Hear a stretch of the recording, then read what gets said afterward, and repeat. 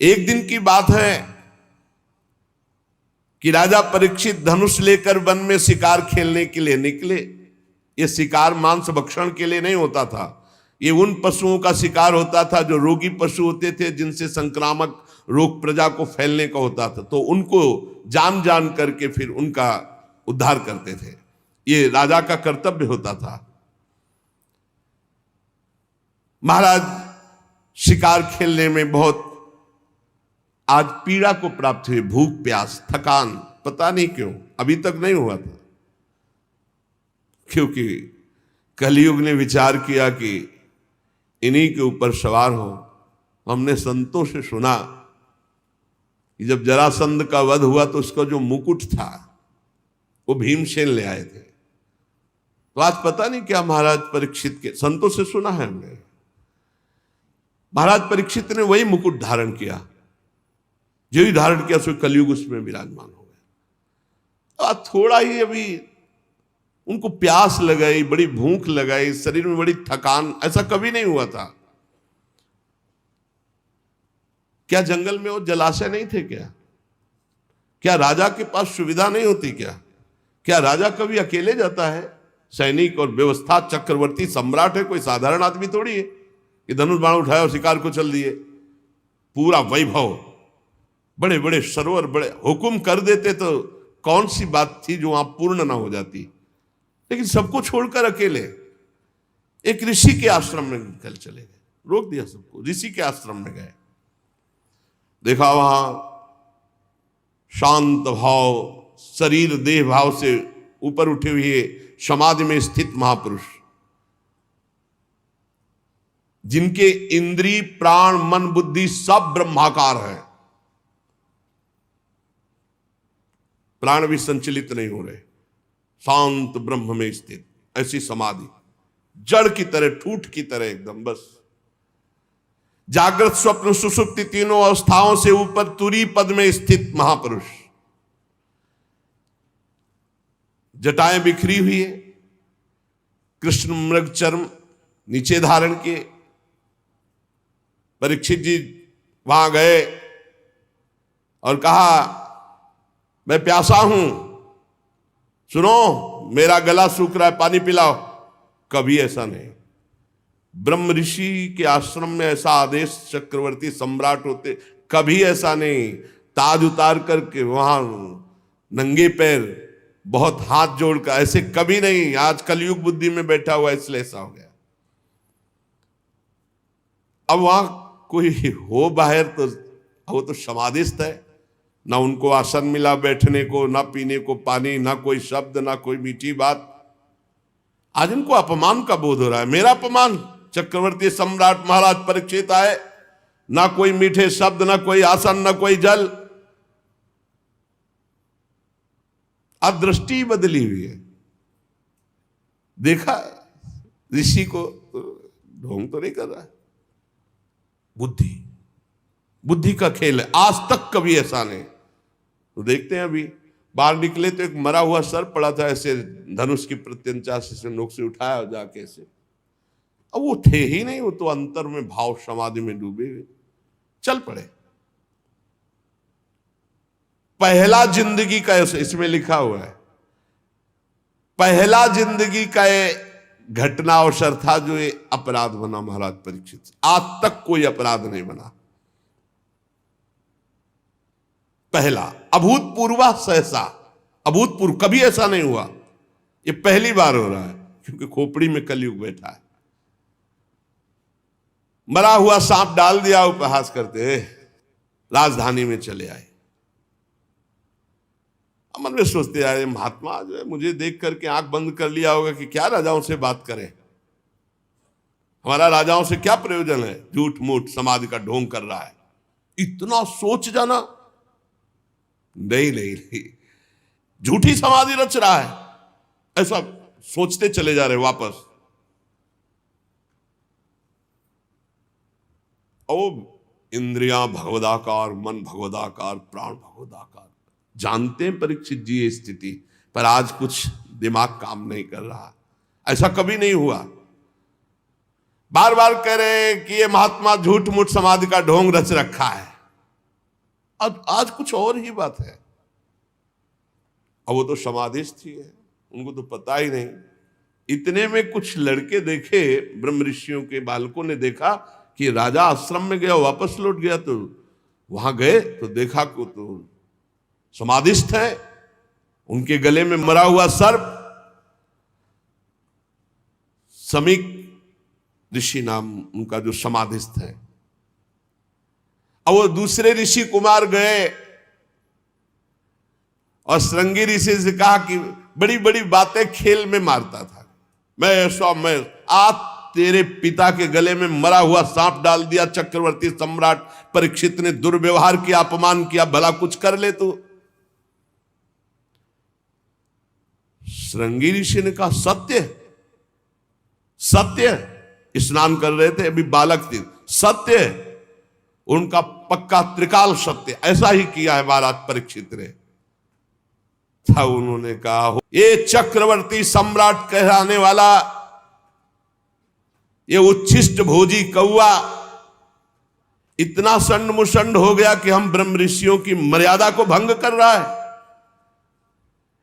ये हमारा दास होकर दरवाजे पर रहना चाहिए, घर में जाकर स्वामी का अपमान करने का अधिकार इसको किसने दिया? ब्रह्म ऋषियों के सामने सब झुकते हैं, सब सेवक है, इसे द्वार पर खड़े रहना चाहिए था। ये घर में घुस करके ऐसा अपराध कैसे कर दिया? क्या समझता है? भगवान श्री कृष्ण परम धाम चले गए तो कोई शासन करने वाला नहीं। अरे हम ब्रह्म ऋषि बालक हैं, आज इस मर्यादा तोड़ने वाले उद्दंड राजा को मैं दंड दूंगा। ऐ ऋषि बाल को मेरा तपोबल देखो। छोटे बालक है श्रृंगी ऋषि,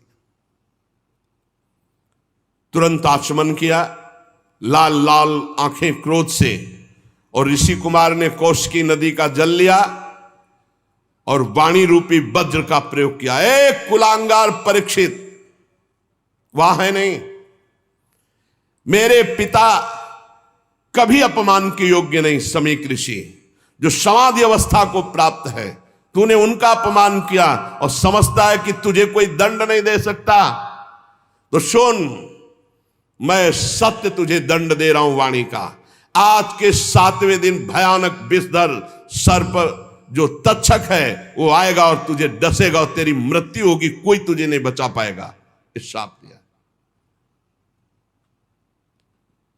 दंक्षत इस्म कुलांगारम, आज के 7वें दिन तक्षक सर्प तुझे डसेगा, कोई नहीं बचा सकता। इसके बाद साप देने के बाद भागते हुए आए और देखा पिता के गले में मरा हुआ सर्प हटाया और पिता से लिपट कर रोने लगे।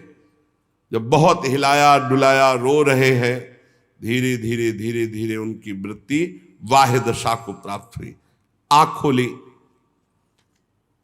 और पूछा, बेटा तुम क्यों रो रहे हो? ब्रह्म ऋषि के बालक हो, ऐसे कैसे रुदन कर रहे हो? तो उनका पिताजी वो राजा परीक्षित आए थे, वो तो बड़े कड़वे शब्दों में बोल रहे हैं, और उसने आपका अपमान करते हुए मरा हुआ सर्प आपके गले में डाला,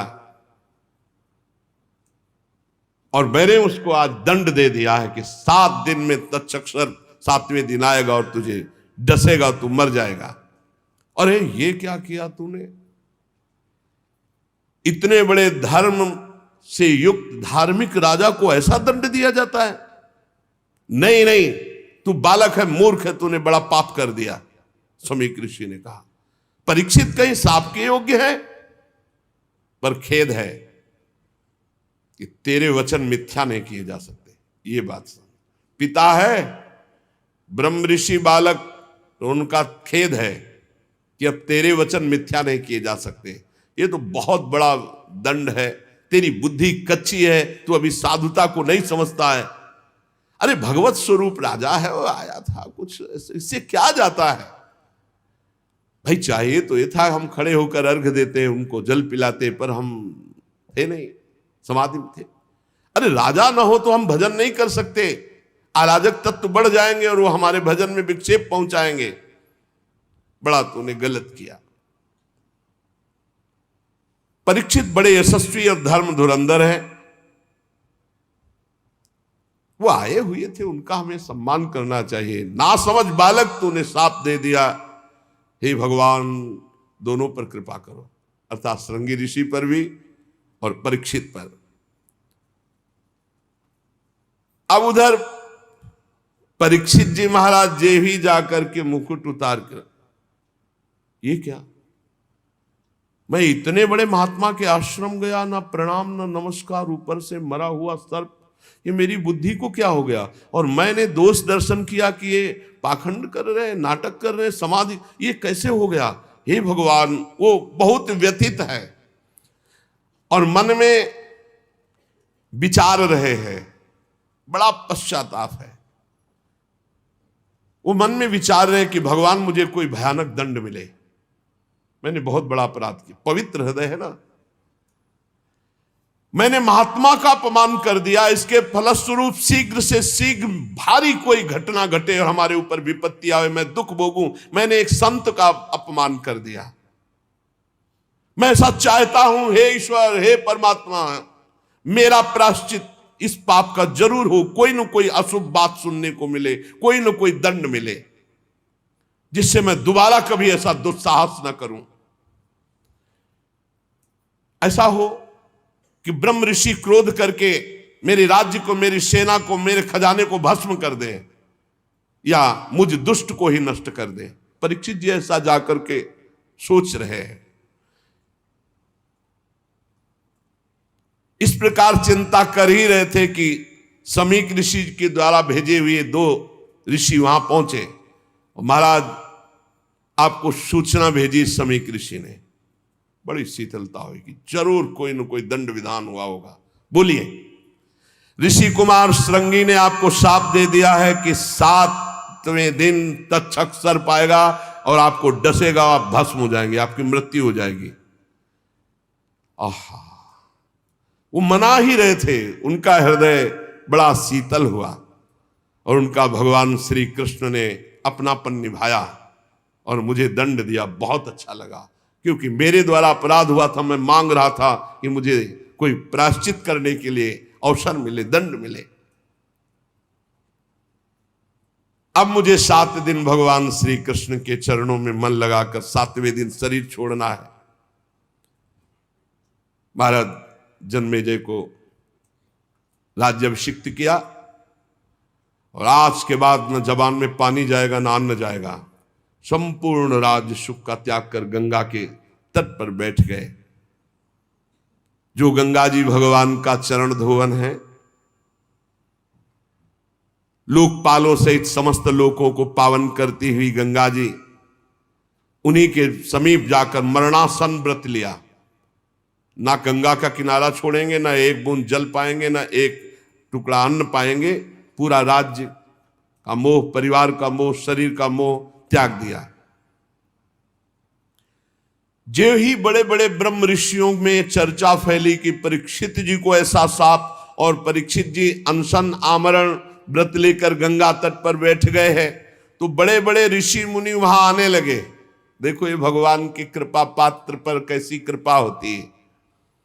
उस समय सबसे पहले अत्रि जी पधारे, फिर वशिष्ठ जी, च्यवन जी, शरद्वान, अरिष्टनेमी, भृगु, अंगिरा, पराशर, विश्वामित्र, परशुराम, उतथ्य, इंद्र प्रमद, इद्मवा, मेधातिथि, देवल, आरिष्टसेन, भरद्वाज, गौतम, पिप्पलाद, मैत्रेय और कवश, अगस्त, नारद, व्यास, बड़े बड़े ब्रह्म ऋषि, अरुणादि राज ऋषि, ये सब विश्व में जब ये हाहाकार मच गया कि महाराज परीक्षित को शाप मिला श्रृंगी ऋषि का, 7वें दिन तक्षक सर्प आएगा और भस्म कर देगा, तो वो गंगा के किनारे आमरण अनशन व्रत लेकर बैठ गए हैं। परीक्षित जी सबकी पूजा करते हैं, सबके चरणों में सिर रखकर वंदना करते हैं। जब सब बैठ गए, महाराज परीक्षित ने फिर से प्रणाम किया और खड़े होकर शुद्ध हृदय से अंजलि बांधकर कहा, राजा परीक्षित ने कहा, आज मैं अपने मुख से कह सकता हूं कि मैं समस्त राजाओं में धन्य हूं, क्योंकि आप सब महात्मा हमें दर्शन देने के लिए आए। मैं धन्याति धन्य हूं। आप महापुरुषों का प्रेम मैंने किसी को बुलाया नहीं, आप स्वयं आए हैं, इसलिए मैं अपने को धन्य कह रहा हूं। राजवंश के लोगों से तो प्राय निंदित कर्म बच जाते हैं, वो आप महात्माओं की चरण धोवन से दूर पड़ जाते हैं, परंतु मैं भी तो राजा हूं, देहगे में आसक्त था। आज एक महात्मा के बालक की कृपा हुई और मुझे भगवान श्री कृष्ण का बना दिया। साप देकर संपूर्ण राज्य का त्याग, संपूर्ण परिवार का त्याग, शरीर के राग का त्याग, भोजन पानी का त्याग।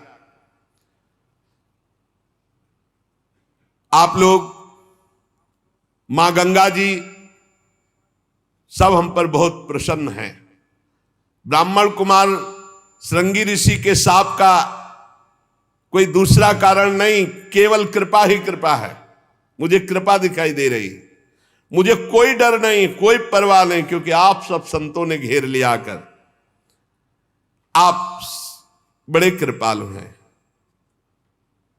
मैं सब महात्माओं से यही प्रार्थना करता हूं कि मेरा बार बार जन्म हो और मेरे अपने श्री कृष्ण में प्रेम हो। सबसे आशीर्वाद ये चाहता हूं कि बार बार जन्म हो और भगवान श्री कृष्ण में प्रेम हो। महाराज परीक्षित परम धीरवान दृढ़ निश्चय करके गंगा जी के तट पर पूर्वाग्र को शाक करके उत्तर मुख होकर बैठ गए। महाराज आमरण अनशन का निश्चय करके बैठे। देवता लोग पुष्पों की वर्षा कर रहे थे परीक्षित जी के ऊपर।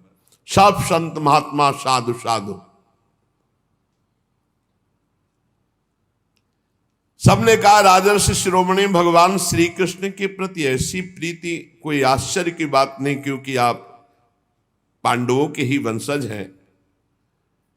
आपने एक क्षण में शरीर संबंधी भोग, शरीर संबंधी राज, शरीर संबंधी रिश्ते नाते सबका त्याग कर दिया।